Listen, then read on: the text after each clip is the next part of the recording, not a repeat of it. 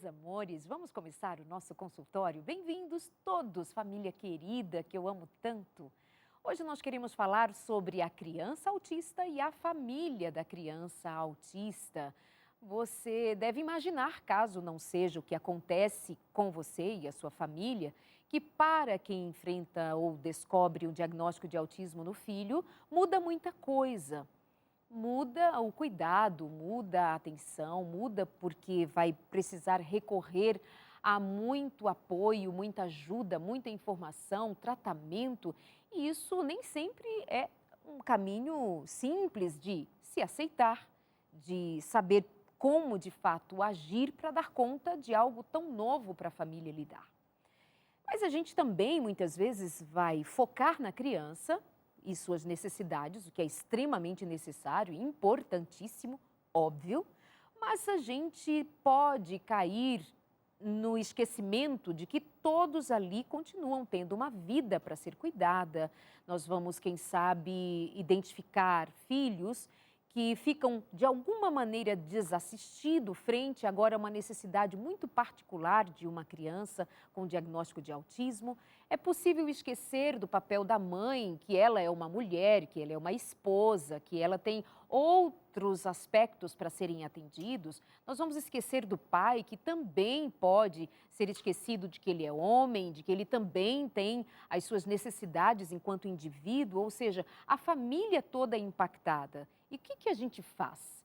Eu acho um tema excelente para a gente também conversar do ponto de vista de compreender estas famílias que são atípicas, diferentes de outras, que estão ali mais ocupadas em pensar como é o estilo de educação que nós vamos escolher para os nossos filhos. Ah, isto, aquilo, para onde nós vamos passear, montanha, praia, o que será? Com uma criança autista muda tudo.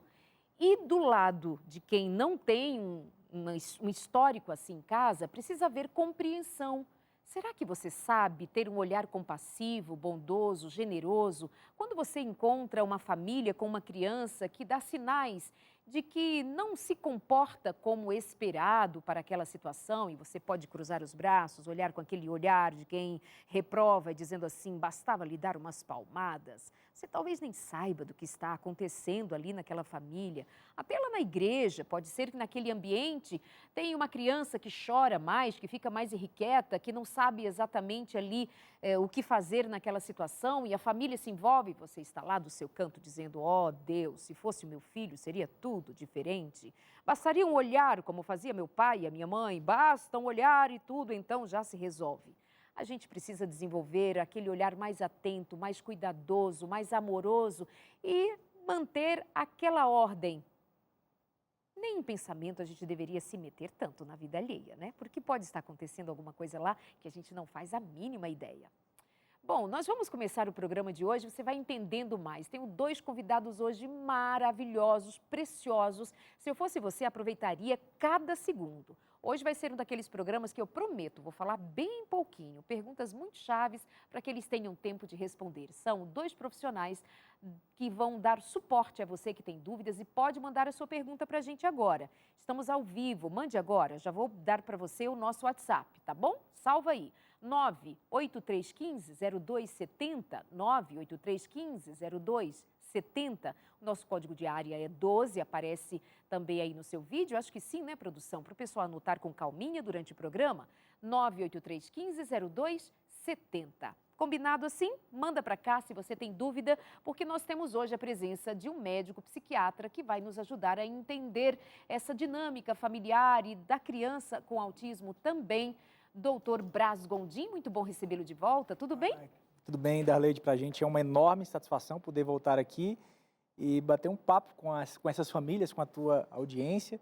E eu tenho certeza que vai ser bem especial esse momento que a gente vai ter aqui hoje. Muito obrigada, e você voltou muito bem acompanhado, viu, meu amigo? Muito obrigado. Bem acompanhado. Hoje é casal, ela é médica, também concluindo psiquiatria infantil. Daqui a pouquinho você vai já ter a oportunidade de ouvi-la falar bastante. Pediatra acompanhando muitos casos e ainda terminando psiquiatria para atender as crianças e suas demandas. Bem-vinda, Fernanda. Obrigada, Darleide. Boa noite a todos. É um prazer estar hoje com você e uma honra poder falar um pouco sobre autismo e ajudar tantas famílias que estão em casa, às vezes angustiadas, com muitas dúvidas e que a gente possa hoje esclarecer muitos tópicos. Doutora Fernanda, tu casou bem, hein? Tu casou bonita, você é linda, Obrigada. simpática, muito querida. Eu amo receber gente que senta e vem com aquele prazer, aquela vontade de ajudar, de dizer eu estou aqui para entregar o que Deus me deu. Muito obrigada a vocês dois por isso. Saí de São Paulo, tá chovendo e eles deixaram os filhos e bem cuidados, é claro, mas vieram aqui. Vou começar com você então, Fernanda. Apresenta para a gente a sua perspectiva de trabalho e de atuação junto às crianças e famílias que lidam com o autismo. Darleide, hoje é um diagnóstico muito presente nas famílias e eu queria deixar bem explícito que o diagnóstico não é uma sentença, né? A gente nunca pode desistir, nunca pode deixar de ter esperança, apostar na capacidade desse filho, dessa filha, na capacidade da neuroplasticidade. Então, esse diagnóstico, ele não vai definir a vida de ninguém. A gente sempre tem que ter esperança, poder de adaptação, da qualidade de vida dessa família e pensar qual o suporte que a gente pode dar, não só para a criança, mas para a família como um todo. A criança com autismo, você fala de neuroplasticidade, você está então indicando que os pais devem ter esperança de que haja uma evolução, que o quadro de melhoramento seja uma realidade, porque há suporte, há tratamento para isso, é nessa direção? Sempre vai ter melhora, Darleide, com o tratamento. Hoje, existem várias intervenções que são possíveis fazer. E desde o diagnóstico precoce, a intervenção precoce, a gente focar no tratamento individualizado e nas comorbidades. A gente vai ter resultados incríveis. Que lindo. Doutor, como psiquiatra e de atender tantas famílias, qual é o teu olhar, a tua visão? É essa mesma direção de esperança, de apoio? Porque dá uma desestabilizada boa em muitas famílias, né? Sim. Isso é algo que a gente conversa muito em casa, eu e a Fernanda, desde quando a gente, né, nessa caminhada médica, e depois, diante de tudo que a gente observa, a gente sempre conversa sobre a questão dos casos que nós atendemos, no sentido de trocar essa informação. Sempre houve no nosso coração esse desejo de trazer esse conceito da qualidade de vida, de que é possível, né, essas famílias viverem uma vida de desenvolvimento, né? Desde quando eu, assim, formado, assim, como médico recém-formado, eu iniciei a pós-graduação em psiquiatria, quando a Fernanda também veio da pediatria, né, já está quase concluindo também a sua formação em psiquiatria.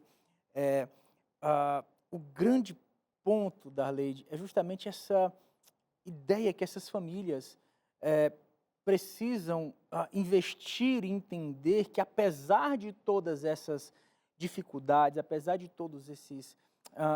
do diagnóstico em si, de todos os desafios que compreende o diagnóstico, é possível sim ter desenvolvimento, ter qualidade de vida, ainda que diante de todas essas limitações. A gente sabe que quando a gente se trata de um diagnóstico como esse, dentro do próprio espectro, que vão apresentar diferentes manifestações de comportamento ou graus, e a Fernanda pode falar um pouco mais sobre isso, pensando como essas famílias se adaptam a todas essas, a todo o que envolve o diagnóstico, né? Quanto mais adaptadas são essas famílias, melhor é a qualidade de vida no aspecto geral, e também isso vai refletir na melhora também do tratamento do próprio paciente, da própria criança autista. Essa adaptação que você diz ser melhor o quanto antes, que haja essa adaptação, envolve a aceitação de um diagnóstico. Há muitos casos de negação. Não, doutora, não é possível. Sim, não, doutor, não é possível. Eu acho que isso dificulta porque o sofrimento se estende, se arrasta por mais tempo, sim. Não? Quando eu me deparo com famílias que têm dificuldade da aceitação, o que eu faço? Eu enfatizo que o importante não é o diagnóstico naquele momento, é o que a gente faz. Então, vamos começar as intervenções. A gente prioriza as necessidades naquele momento. Qual que é a maior dificuldade do seu filho nesse momento? É a dificuldade na comunicação, na socialização, alteração neurosensorial. Então, vamos trabalhar com a equipe multidisciplinar. Às vezes, aquele momento, ela está fechada ao diagnóstico, mas ela está aberta ao tratamento. Então, esse é o ponto de partida. O diagnóstico precoce é importante, mas mais do que isso, a intervenção precoce. Em alguns países, quando surge a menor dúvida, por exemplo, o Canadá, eles já começam a intervenção, mesmo que o diagnóstico não seja fechado. Eles têm um prazo de 1 ano para fechar esse diagnóstico. Então, vamos agir. Se a gente não tem essa aceitação a priori, vamos então começar o tratamento. Doutora, é comum que aconteça de haver uma demora, ou isso já está mais que resolvido, de que haja uma demora por parte do próprio médico, que às vezes, já ouvi dizer, que há pediatras mesmo que vão dizer, não mãe, isso é da idade, não mãe, a fala ainda não, cada criança tem o seu tempo e é verdade, mas começa a se ter uma atenção maior para que haja um acompanhamento mais precoce, mais rápido? Sim, hoje a gente tem o maior número de profissionais capacitados para fazer o Que diagnóstico. bom. Mas muitos profissionais da saúde, não só os médicos, mas de equipes multidisciplinares, às vezes tem a fala de que cada criança tem seu tempo, vamos para 6 meses, ou eu não vou fechar esse diagnóstico antes de 4 anos. Isso atrasa muito essa janela de oportunidade. Então, mesmo que você não tenha certeza do diagnóstico, diante de uma demanda familiar, às vezes a família vem com essa demanda para você, fala, eu percebo que há algo diferente, vamos investigar. Não importa a origem, vamos investigar. O que pode ser considerado algo diferente da criança dentro dessa faixa etária? Darleide, eu sempre falo que uma mãe e um pai, eles podem exagerar, por exemplo, em doenças infecciosas, tem uma febre, eu tenho medo que tenha uma evolução fatal. Isso pode haver um exagero. Em comportamento, não. Darleide, quando um pai ou uma mãe chega até mim e fala, tem algo diferente, quase 100% dessas pessoas estão certas, porque a questão social, a questão de comportamento, nenhum pai vai falar isso sem ter uma razão, né? Então, é bom a gente investigar. E como que a gente vai ficar de olho nessas diferenças? Eu falo para os pais, eu oriento os pais a ficarem de olho nos marcos de desenvolvimento. O que são esses marcos? São as habilidades que cada criança tem que ter em determinada idade. Vou dar alguns exemplos práticos para as pessoas que estão em casa entender quais são esses marcos. Por exemplo, andar até 1 ano e 2 meses, de 1 ano a 1 ano e 2 meses, pode ser antes. Se for depois, a gente já tem que investigar. Falar, começar a balbuciar com 6 meses, falar algumas palavrinhas com 1 ano, e 1 ano e meio já ter, em média, 20 a 30 palavrinhas no repertório. 2 aninhos, tem que falar frases, mesmo frases curtas, 2 a 3 palavras. Isso é bastante importante, né? E nos primeiros meses, firmar o pescocinho com 3 meses, sentar sem apoio de 6 a 7 meses, tem uma pequena variação. Esse é o tempo, cada criança tem seu tempo dentro dessa faixa. Ultrapassou esses limites, a gente tem que investigar. Mesmo que depois a gente descubra que foi uma falta de estímulo. Temos muitas crianças que nasceram na pandemia e isso também dificultou o tratamento, porque as crianças ficaram mais isoladas, os pais não conseguiram comparar os seus filhos com outras crianças, não tiveram contato nem com as crianças da própria família. Então, isso atrasou, ainda mais que muitos serviços de saúde ficaram fechados, nas terapias principalmente. Então, a gente teve um prejuízo Nesse sentido. Que é uma pena. Doutor, o cuidado com a família, como eu disse inicialmente, muitas vezes a família fica relegada nos seus próprios papéis, porque toda a atenção vai se voltar para uma criança, porque é tudo muito novo. Um tratamento não é uma coisa simples, tem várias terapias, tem deslocamento, às vezes é preciso que a mãe até saia do trabalho, do emprego, para dar conta, se é que é possível, mas alguém precisa dar conta. Isso mexe muito com o emocional da família. Quais devem então ser os cuidados? Acredito que o primeiro cuidado, o primeiro passo em direção a a esse bem-estar, né, dessa família, é justamente, a primeira coisa a se fazer é ter esse olhar positivo. Vamos dar conta. Vamos dar, é possível, tá? Assim, é uma adaptação. Vale dizer aqui, gente, que essa criança com esse diagnóstico, ela é uma criança, É. ok? Ela apenas apresenta padrões de desenvolvimento que são específicos, que apresentam características específicas dentro de toda a complexidade e individualidade que o ser humano tem, né?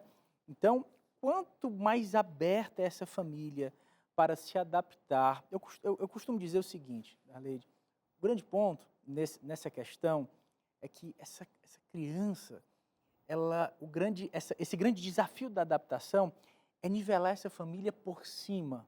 Boa. Porque são famílias que vão precisar de hábitos alimentares mais específicos, hábitos de horários mais específicos, hábitos a logística, os passeios, a forma de se comunicar precisa ser uma comunicação mais assertiva. Então, esse diagnóstico, esse ponto em específico, né, essa história toda, nivela essa família por cima. É claro que, como você bem pontuou, esse processo de adaptação pode ser um pouco mais difícil para um, para outro. Às vezes, o pai especificamente, muitas vezes ele pode ter um pouco mais de dificuldade de aceitar o diagnóstico, né? O pai. Geralmente o pai. A mãe... Você consegue identificar por que o pai tem essa resistência maior? A família, no geral, Darleide, ela pode passar por uma certa situação de desespero, de estar perdida, de saber que será que a gente vai ter uma vida feliz ou não. É quase como se fosse uma espécie de luto, numa expectativa de que, poxa vida, tinha muita coisa que eu gostaria de viver e não vou viver mais por causa disso. Você que está me assistindo aqui agora, preste muita atenção no que eu vou te falar, não querendo ser, obviamente, eu entendo a questão da complexidade, de todos os detalhes que envolvem, né, esse diagnóstico, mas eu vos afirmo, tá, que é possível sim viver uma vida feliz, de desenvolvimento, sem que os sonhos de cada um de vocês desistam desses sonhos, né? Então, esse diálogo, é claro que existe o conflito do casal, né? Muitos casais, existe um aumento de índice de divórcio quando existem filhos autistas, as questões relacionadas a todos esses conflitos envolvidos, os filhos que muitas vezes passam a receber menos atenção. Então, a forma mais saudável de se vivenciar essa experiência é quando cada um desses indivíduos recebem, como você bem falou, a questão de atenção, de comunicação, ter as suas necessidades atendidas. E é um detalhe, é uma característica específica que está compondo aquela família de uma forma única. Quanto mais adaptada for essa família, mais respostas positivas, mais qualidade de vida, melhor resultado do tratamento, né? E só tem aspectos positivos nessa adaptação. Se conseguir manter a unidade, né? Estamos juntos, somos família. Claro que por ser uma situação de luto, impacta cada um dos membros da família de uma maneira. Se tiver filhos mais velhos, vão ficar tristes. Se são adolescentes, vai sentir de uma outra forma. E o homem, eu penso que pode tocar para o homem um senso de fracasso. Meu Deus, e agora? Eu não vou dar conta de ter a família que eu idealizei, o que eu gostaria, como o doutor acaba de dizer, sobre o que eu planejei, o que eu queria viver, não vou dar conta. Tem um luto assim, eu acho que para o homem pesa muito isso, para a mulher não. É meu filho, o que precisa fazer? Onde é que eu vou? Onde é que aperta? Onde é que vira o mundo? Eu já sei, onde é que eu vou para a lua, eu vou. Já ele talvez fica assim, eu não vou dizer que isso seja uma coisa menor, mas a forma como o homem reage, eu acho que indica muito de como ele se sente impotente. Sim. Não é por aí? O que você percebe? Arleide, eu percebo essa força da maternidade, né? A mãe, é inegável. Inegável. A mãe, ela desenvolve uma força para poder começar todos os tratamentos, encarar aquilo de frente. Às vezes o homem fica num papel mais coadjuvante, mas muito importante. Às vezes é ela que puxa ele para o tratamento. Eu tenho mães no consultório que às vezes fazem um tratamento sem os maridos saberem, Por quê, doutora? porque não aceitam, Ai, meu porque Deus. acham que, apesar de ter algumas dificuldades, essa criança é neurotípica e porque ele demorou às vezes a falar, o filho dele também pode demorar a falar. Então, eu vejo essa dificuldade. Claro que eu tenho casos inversos em que o pai aceita muito melhor que a mãe, mas é a minoria. Então, é preciso essa unidade, é preciso que eles se entendam para que o tratamento flua, para que tenha resultados positivos. A gente percebe no dia a dia que as famílias que têm esse equilíbrio, que têm essa comunicação, os resultados são muito mais efetivos O resultado na criança. na criança. Doutora, é verdade que quando essa família está bem adaptada, quando há ali essa integração familiar para o processo andar melhor, ah, em casa o ambiente favorece o bem-estar da própria criança, ela percebe, mesmo sendo autista? Sim. Ela sente, ela capta. No dia a dia, eu vejo isso com os relatos das mães, que elas falam, quando eu não estou bem, meu filho às vezes percebe, até fala para mim, mãe, hoje você não está bem, né? Uau. Porque às vezes ele tem uma percepção, por mais que tenha dificuldades em determinadas áreas, às vezes eles têm leituras diferentes do mundo. Então eles conseguem perceber isso e o resultado dos tratamentos também. Quando as famílias estão equilibradas, que tem essa comunicação, essa interação, cada um no seu papel, eu vejo que a resposta das terapias são mais positivas. Que bom. Eu posso aproveitar para pedir para você, pai, homem, se você é solteiro, me escuta. Se você pretende casar, presta atenção.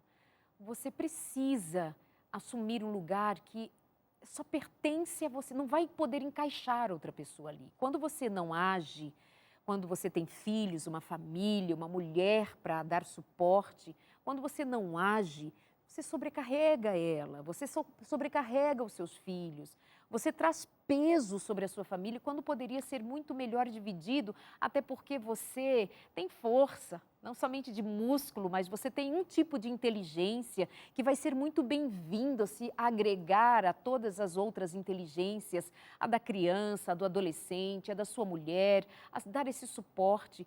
Por que a gente precisa tanto encarecidamente pedir aos homens que se comportem como homens que deem suporte, ombro à sua mulher? Aí depois há quem reclame assim, porque as mulheres ficam falando sobre as mulheres, porque as mulheres... Mas as mulheres estão ficando cada vez mais duras e sofridas e doentes, cansadas, sobrecarregadas, porque ou elas puxaram para si, porque pensando que dariam conta sozinhas, já que você não dá conta, então eu preciso fazer, ou porque elas foram deixadas, ou porque foram abandonadas, ou porque foram tratadas feito, como eu costumo dizer, usando lá a nossa linguagem do Nordeste, doutor, meio burras de carga, sabe? A gente precisa dar um jeito nisso, especialmente entre os cristãos. Eu falo diretamente para os cristãos porque os cristãos é como se fôssemos pessoas, como se não. Nós temos o dever de sermos mais compassivos uns com os outros. Nós temos o dever de sermos mais misericordiosos uns com os outros. Imaginem com quem está do nosso lado. Então, homens, pelo amor de Deus, assumam o lugar de homens. O mundo está carecendo de homens que não peçam desculpas por serem homens, mas que peçam desculpas por faltarem no seu papel de homem. É triste uma mãe fazer um tratamento com o filho de autismo ou outra comorbidade ou outro transtorno que seja, escondido porque o homem não aceita. É simplesmente inadmissível você deixar a sua família sozinha. Produção, eu tenho mais quanto tempo? 4 minutinhos. Porque, doutoras e doutor, já não basta você ter algo tão novo, imediato para assistir, você ainda precisa ficar apagando incêndios pela casa com os seus familiares. Então, assim, vocês me desculpem o meu momento, eu e a câmera, mas eu faço isso geralmente, vocês me assistem, porque eu aproveito esse laço, esse vínculo que a gente tem, para quase que implorar, acordem para os seus papéis, porque tem crianças precisando de adultos acomodados nessa situação como gestores, não é? E não como simplesmente fugindo e negando, doutora. Exatamente. E eu gostaria também de falar sobre as famílias, que também colocam empecilhos no tratamento, às vezes, do neto, do sobrinho.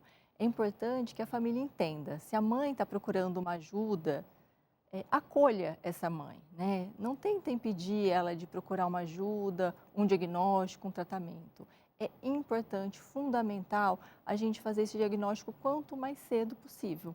E se a família coloca empecilhos, fica mais difícil para essa mãe buscar essa ajuda. Que empecilho seria então? Não precisa, não tem nada. Exatamente, você está buscando defeitos no meu neto, meu filho também demorou para falar, então meu neto também pode demorar para falar. Por exemplo, a questão de crianças que têm alguns costumes de colocar os brinquedos em ordem, falar, mas meu filho também fazia isso, é questão de organização, ele puxou o pai. Então, tentar focar nessa mãe também, dar esse respaldo para essa mãe. Mesmo que depois se descubra que não seja autismo ou qualquer diferença, é importante acolher essa mãe. Ela não vai errar por ter essa preocupação, né? Sim. Ai, cometi um erro porque eu pensei que meu filho tinha uma necessidade especial. Não iria cometer nenhum erro. Exatamente. Você trouxe agora, por exemplo, a criança pode ter esse modo de organizar tudo, as pecinhas, tudo. O que mais podem ser características que indica para um pai e para uma mãe, tem ali uma criança, ela não entendeu ainda o que seja, não levou ao médico ainda. Quais são outras desconfianças? Por exemplo, uma criança que tem esses atrasos, tanto na comunicação quanto na parte motora, andar na ponta dos pés, não apontar os objetos ou para se comunicar, apontar os objetos, pegar a mão da mãe ou do pai, levar até o objeto de desejo da criança, ter movimentos estereotipados, às vezes ficar pulando no mesmo local, ficar balançando o tronco, ter sensibilidade auditiva, às vezes chega em algum lugar que tem um barulho mais alto, às vezes colocar a mão nos ouvidos para diminuir essa sensibilidade, ter a questão da seletividade alimentar, comer às vezes os mesmos alimentos, ter apegos à rotina, dificuldade no sono. Então, são várias questões que a mãe pode ficar atenta desde os primeiros meses. Os primeiros meses. Exatamente, Darleide. É mais difícil, né, no bebezinho? Sim, é mais difícil, mas a gente consegue perceber algumas mudanças, principalmente quando tem regressão. Mãe, fique atenta quando estiver apresentando qualquer regressão. Por exemplo, a criança adquiriu alguma habilidade e, de repente, ela perde aquela habilidade, é importante você investigar emergência médica. Por exemplo, até na fala? Exatamente. Acontece? Ela Até na falava, fala. retrocedeu, não fala mais. Exatamente. Uau. Balbuciava palavras, deixa de balbuciar, sentava, andava, parou de andar, parou de sentar sem apoio. Isso é muito importante. Muito bem. Queridos, nós estamos aqui conversando com a doutora Fernanda, o doutor Brás. Nós vamos para o intervalo e voltamos falando desse assunto que eu penso ser de interesse de muitas famílias, um tema muito atual. Fica com a gente, até já.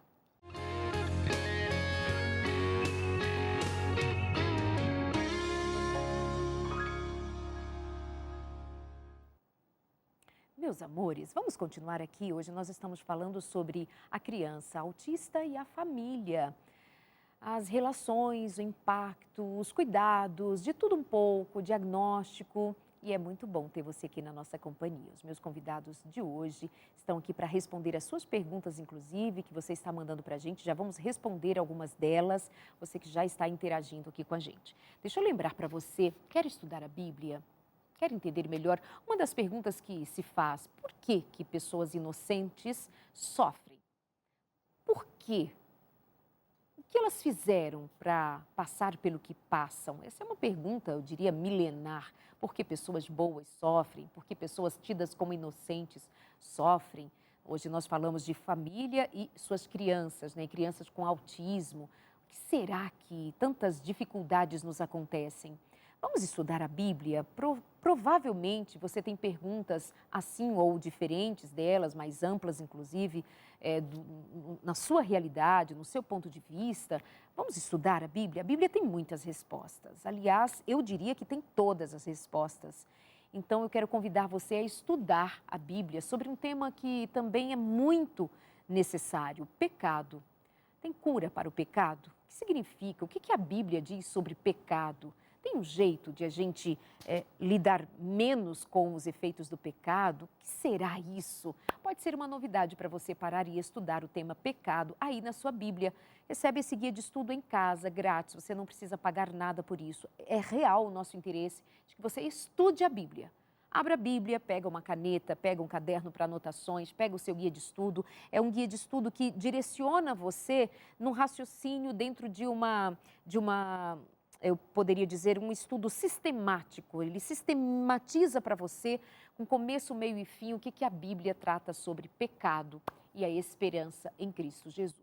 Anota aí o nosso código diário, é o 12, e o WhatsApp, que você vai mandar uma mensagem dizendo: Darleide, eu quero receber esse guia de estudo. É grátis? É grátis. Então manda lá, 98244-4449.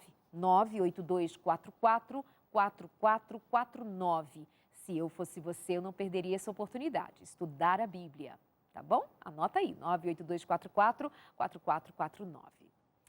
Vamos continuar aqui conversando com o Dr. Braz Gondim, que é médico psiquiatra, acompanhado hoje também da doutora, em breve, psiquiatra também, falta só um pouquinho, mas hoje atuando aqui mais especificamente sobre o tema como pediatra, acompanhando muitas crianças e muitas famílias também. Mas é uma honra ter vocês aqui. Um casal de peso, mas apesar de serem muito esbeltos. Falo de peso de conhecimento, muito obrigada. Nós temos interações, Fernanda e Brás. Nós vamos então jogar na tela aqui algumas perguntas que você aí de casa mandou para a gente. Vamos então interagir. A Ellen diz: como agir quando a criança autista não quer visitas em casa e quando não suporta ficar em sociedade? O que fazer para melhorar esta situação? Muito obrigada, Ellen Souza. Bem, Darleide, a gente pode separar em duas partes, né? Por exemplo, tentar pontuar para a família quais são as limitações dessa criança. Por exemplo, avisar: hoje vem sua avó, né? Então, avisar a avó: olha, ele não gosta que abrace, ele vai ficar retraído, ele vai ter uma crise sensorial se você tentar beijá-lo. Antecipar para essa família o que ela pode fazer para ter uma melhor interação com essa criança.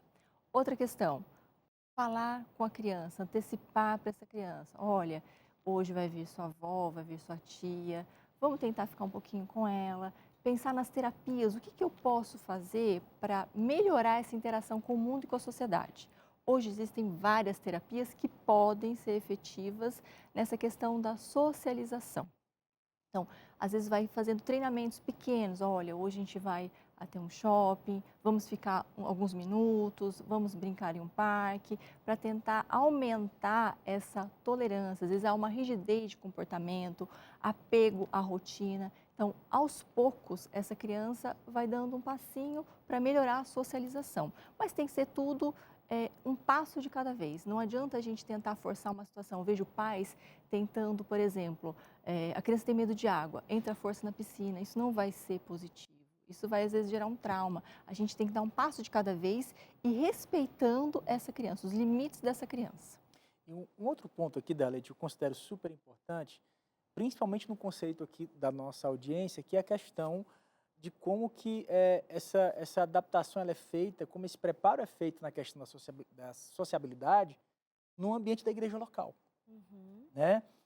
Eu e a Fernanda, a gente tem esse privilégio de também, muitas vezes, levar palestras para as igrejas, principalmente a Fernanda, de como que a igreja pode se preparar para atender essa criança. Porque, às vezes, a mãe está lá com a criança, vai na escola sabatina, está lá, aquela questão toda, e a criança, às vezes, com o próprio pastor que está ali na hora do sermão, ou a parte de algum hino que está sendo cantado, aquele barulho, o que fazer diante dessa situação? Então, eu penso que, nesse contexto, a igreja também pode cooperar muito na inclusão dessas famílias, proporcionando qualidade de vida, proporcionando um ambiente adequado, acolhedor, para que, claro, essa família também seja acolhida e possa também ter essa vida social. Porque muitas vezes são tantas características específicas nessa demanda, principalmente para as famílias que são cristãos, ah, é aquela coisa, né? O cristão, a maioria, né, pelo menos assim do seu ciclo social, muitas vezes se baseia nas pessoas da sua igreja local, com que ele se congrega, as famílias que ali fazem parte daquele entorno. Então, essa comunicação assertiva, eu acho que falar sobre, Sim. sabe, é uma coisa trazendo aquilo para o âmbito mais natural, que é uma coisa que merece respeito, que merece atenção, que merece aquele cuidado. É uma criança, né, a gente falou no começo, é uma criança como qualquer outra, mas que apresentam padrões que são específicos, né? Então, quando essa abordagem e esse cuidado nesse relacionamento social, nesse ciclo social, ele é feito, né, dessa forma, com certeza para essa família, para essa mãe, vai ser muito mais acessível essa experiência. É certo que é. Vamos então a mais uma interação, para a gente saber mais o que de casa precisam. O Lucelino diz: minha filha tem 5 anos, ela chora muito, é muito amorosa, fala enrolado. Como faço para ter um diagnóstico se ela é autista ou não? Obrigada, Lucelino. Doutor. Lucelino, o que é importante a gente fazer nesse momento? É procurar ajuda médica. Às vezes, pode ser um pediatra ou um neuropediatra, até um psiquiatra infantil. Pode ser pelo convênio, e se for pelo SUS, existe também o CAPS, que é o Centro de Atenção Psicossocial. Essa primeira abordagem é no intuito de fazer uma avaliação multidisciplinar, né? Essa criança vai passar pela equipe, pelo médico. Se puder fazer um teste neuropsicológico, ajuda bastante. Nem sempre é possível. Não existe um teste específico para fechar o diagnóstico de autismo. Ele é clínico, é um diagnóstico clínico, observacional. Então, procure ajuda o quanto antes para fazer as abordagens. Se ela tem essa dificuldade na fala, às vezes o primeiro passo vai ser uma fonoaudióloga, fazer terapias intensivas com uma fonoaudióloga. Mas sempre procure ajuda e quanto antes melhor, por conta dessa janela de oportunidade. Na primeira infância, a gente tem uma neuroplasticidade maior. Então, quanto antes procurar ajuda, melhores serão os resultados. Muito bem. Não ter medo de fazer essa busca, essa pesquisa. Eu estava te ouvindo, doutor, e pensando que um aspecto importante de se considerar é que muitas vezes a família fica com vergonha, né? Ela não quer falar. Então, por isso que você diz assim, falem sobre, levem profissionais para dar palestras informativas. Vamos tratar desse assunto, deste como outros, depressão, ansiedade, que muito se tem ainda preconceito, dificuldade de lidar com esse tema entre cristãos, infelizmente. Mas a informação e abrir essas questões traz também uma leveza para o próprio indivíduo se sentir mais respeitado e também ver uma oportunidade de abrir melhor. Olha, é que meu filho, nós estamos no processo, diagnóstico, autismo e tal. Ai, sim, ok, e todo mundo colabora, já ali interage. Seria e será e é muito melhor se isso já está acontecendo, não é? Sim. Por aí? É muito importante a conscientização da sociedade. Sem maldade, às vezes sem saber, a pessoa fala frases que podem ser ofensivas. Por exemplo? Por exemplo, ele nem parece autista. Às vezes é aquela família que está há anos buscando o diagnóstico, passou por diversos médicos, diversas terapias, demorou para fechar o diagnóstico. E às vezes essa frase pode soar, né, como se a gente estivesse procurando um problema para o seu filho não tem problema nenhum. E não é isso, né? A questão dessa frase, outras frases também. Hoje em dia, autismo está na moda, autismo não está na moda. Meu Deus. Né? Todo mundo é um pouco autista. Então, é isso que às vezes eu sei que às vezes não é por maldade, a pessoa não sabe. Mas para a família que está lutando pelo diagnóstico, passando por diversos processos, isso é doloroso.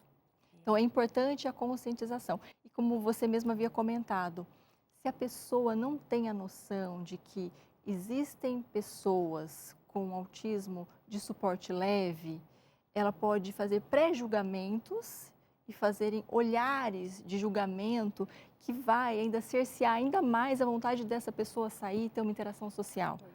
Porque a partir do momento que a criança tem uma crise, uma atitude diferente em meio ao público, ela vai ficar com receio de ser cobrada, de ser julgada.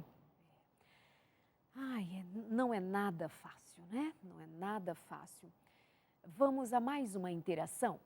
Para a gente continuar com você que quer participar com a gente, qual é a diferença entre uma criança autista para uma criança que sofre de ansiedade, doutora?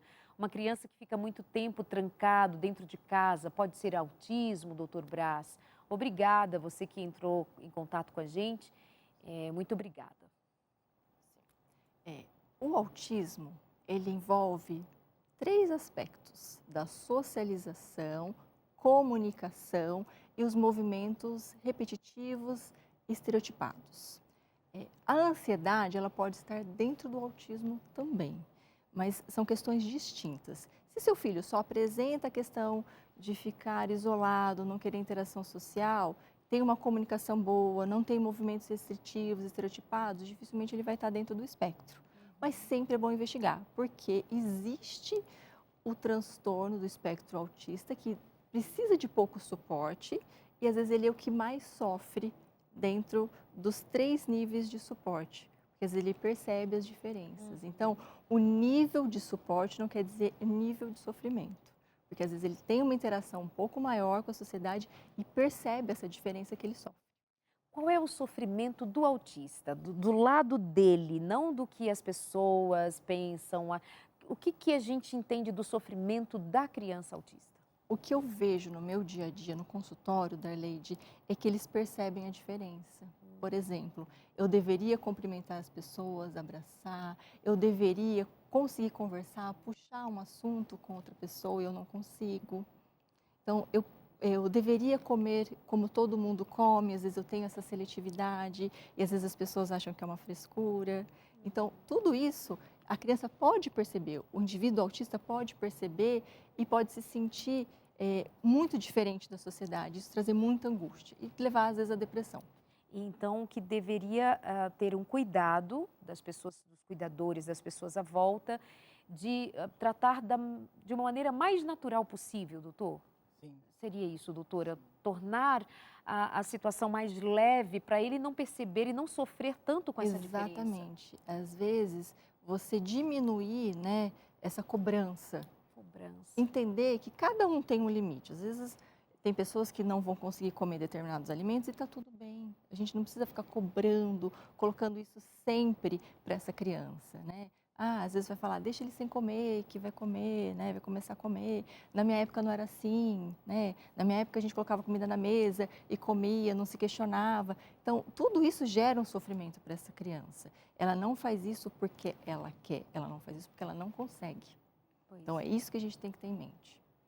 Mas é que gera uma celeuma tão grande também no ambiente em família, fazer essa distinção, como veio a pergunta, né? Como distinguir se é autismo ou é ansiedade? Aí, às vezes, também, por não ter diagnóstico, por não ter nenhuma busca, nenhuma pesquisa, aí a criança é mal comportada ou não come porque é birra. E aí a gente já entra nessa área do comportamento, simplesmente, da má educação. Essa falta de educação, se levasse uma palmada, melhoraria. E a gente precisa admitir que não está fácil, né? Porque nós estamos num cenário cada dia mais doente, doutor. Mentalmente, emocionalmente, enfim, em todos os termos, o mundo está ficando doente. Eu acho que quanto mais esse debate vir para a mesa, em todas as esferas da sociedade, né? Quanto mais esse debate vir para a mesa, quanto mais aberto nós os nossos ouvidos, né? A nossa atenção, quanto mais a gente conhecer desse assunto, menos pego de surpresa nós somos. É verdade. Né? Menos angústia é gerada. E o fato é que existem tido momentos, sim, da questão dos diagnósticos. Existe uma propensão, né, Fernanda? Você pode até falar sobre isso, essa questão de que os diagnósticos, de fato, têm aumentado o número de casos, né, registrados. Só que não é porque o número de casos aumentaram aí nos últimos anos, significa dizer que, mais uma vez, repito, né, é uma geração disfuncional, por assim dizer. Uma geração que não precisa a gente rotular uma geração inteira, uma família. Sabe?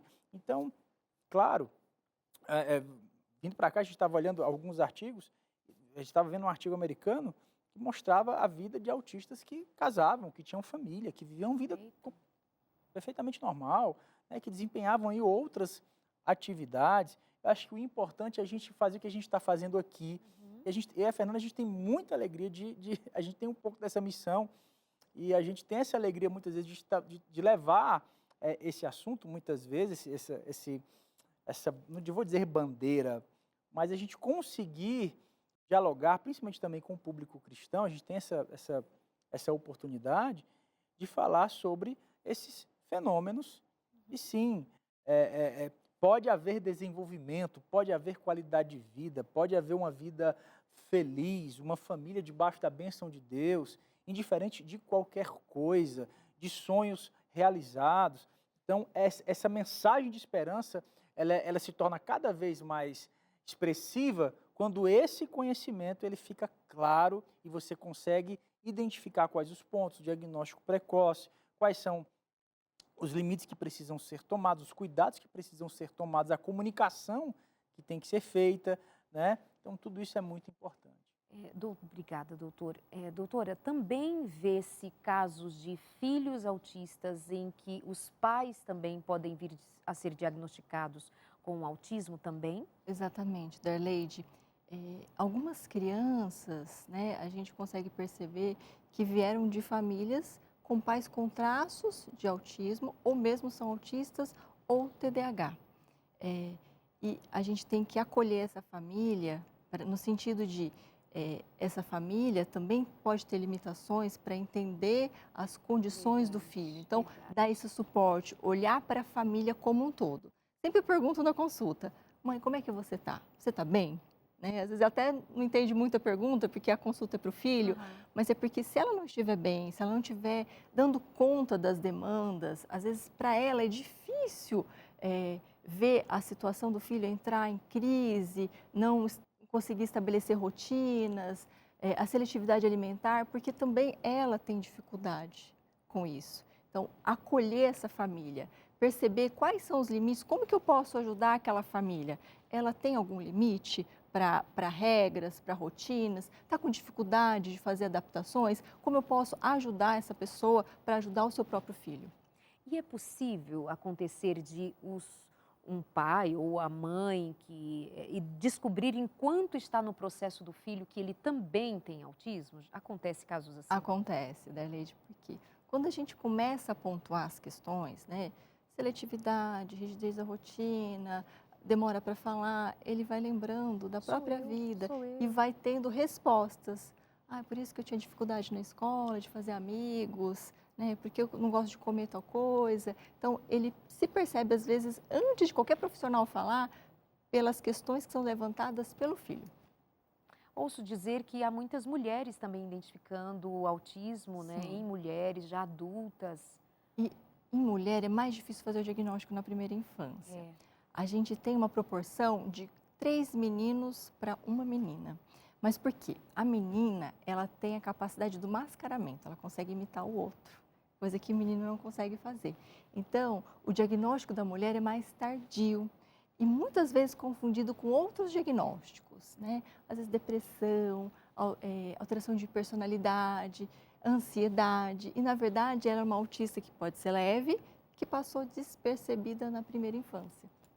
Ela consegue mascarar? Consegue. Pelo repetir o comportamento dos coleguinhas, dos irmãos, da família, as mulheres se superando. Olha, até Desde nisso. cedo, né? Só que isso causa sofrimento para ela também, né? Porque mascarou e retardou o tratamento ou até passou o batido de ser tratado. Uau! Exatamente. Tem mais interação, produção? Você que interage com a gente no 983150270, a Nívia escreveu assim: minha filha demorou a andar e falar, levei ela ao médico, mas me falaram que era assim mesmo. Eu já cheguei de falar para o médico que era autismo e a resposta é que não. Levei ao neurologista, pedi uma ressonância e não deu nada. Hoje ela tem 10 anos e tem dificuldades na escola. Então, pelo jeito, Nívia, obrigada. Pelo jeito, a Nívia até hoje não tem um diagnóstico da menina. Sim, possivelmente. Porque pelo exame de imagem, a gente não vai ter alteração no autismo. Vai ser um cérebro estruturalmente normal. É preciso fazer uma avaliação multidisciplinar, porque essa dificuldade que ela tem na escola, a gente precisava entender um pouquinho melhor, né, o que ela falou. mas pode ser uma dificuldade de aprendizado, uma dificuldade na socialização, e tudo isso pode estar dentro do autismo. É importante buscar ajuda e, se não teve essa resposta nesse momento que ela fez as avaliações, procurar um outro profissional e fazer, às vezes, uma segunda né? opinião, um teste neuropsicológico que vai ajudar muito. Quem é que aplica o teste neuropsicológico? A neuropsicóloga. E ela, pelo jeito ali na descrição, não foi E até parece esse que ela não profissional, foi. né? Mas dá uma dica aqui para ela, né?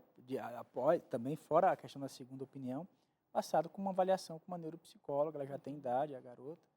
De repente, se submeter ao teste neuropsicológico, que funciona como uma espécie de diagnóstico diferencial, para estou ali confirmando, né, ali o próprio, auxilia o profissional no diagnóstico do autismo. Então, se fala dessa multidisciplinaridade, né, entre profissionais.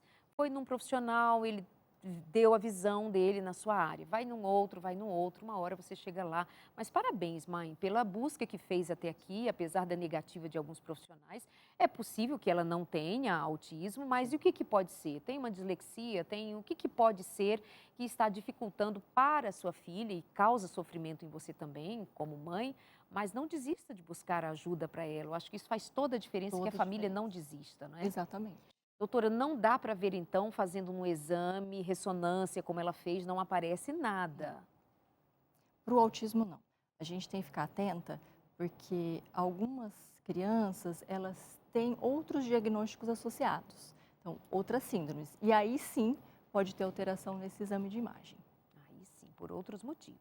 Sim. Doutora, o doutor Braz, ele está trazendo a toda hora a família, a esperança, o cuidado, o que é, inclusive, algo que a gente queria deixar aqui. Caminhando para o final do programa, então eu queria te ouvir sobre isso também. Você como médica que recebe ali não somente a criança, mas a família que vem junto. Então, cabe muito ao médico dar esse suporte de esperança, e não somente o diagnóstico que tem que fazer, encaminhar. Tem que ter um abraço, né? E nada melhor que um abraço de médico. Você sabe que para o paciente, coisa mais triste, né, doutor, que a gente escuta muito sobre o psiquiatra, que é assim, doutor, eu fui lá, o doutor me disse como é que tá, em 5 minutos ele me deu o remédio e mandar embora. Muitas vezes o paciente sai mais doente do que quando chegou, só porque ele não teve um acolhimento de um médico, porque o médico ocupa um lugar ainda tão especial na vida de quem está procurando uma ajuda, que ter um abraço de um médico, um acolhimento, aquele olhar atencioso faz toda a diferença, né? Exatamente. Então, o seu trabalho com as famílias e o que você diz para quem está em casa também. É importante a gente nunca perder a esperança, nunca desacreditar do potencial dessa criança. Porque, como eu disse e vou reafirmar, o diagnóstico não é uma sentença. Perfeito. A gente tem que investir nessa criança, e pequenas mudanças, às vezes lá atrás, vão trazer futuros completamente diferentes. Então, intervir precocemente, procurar uma rede de apoio, procurar pessoas, casos de sucesso, que vão dar, às vezes, uma positividade para eu buscar caminhos alternativos. Não ouvir pessoas negativas que vão falar, olha, você está errada, não faça isso.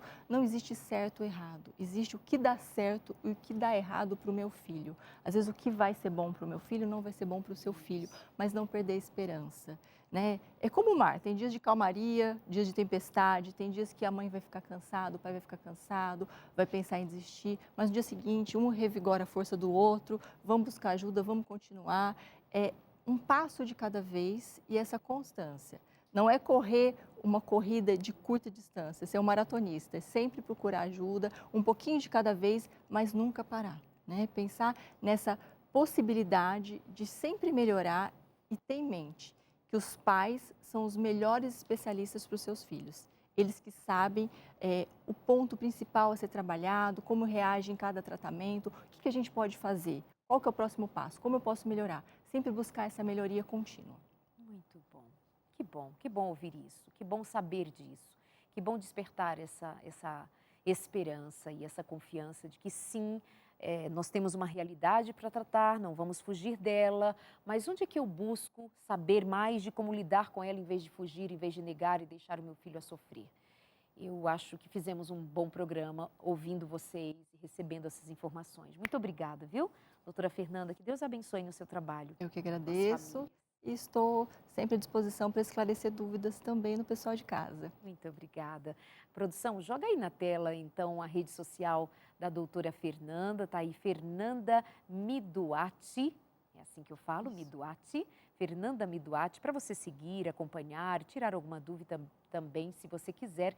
E o Dr. Braz Gondim, muito obrigada também. Obrigado, Darleide. Eu acho sempre muito bom receber quem vem aqui contribuir com tanto amor. Muito obrigada. Obrigado. Um abraço para toda a audiência, uma enorme satisfação. Obrigada. Está aí também o @brasgondim, @brasgondim.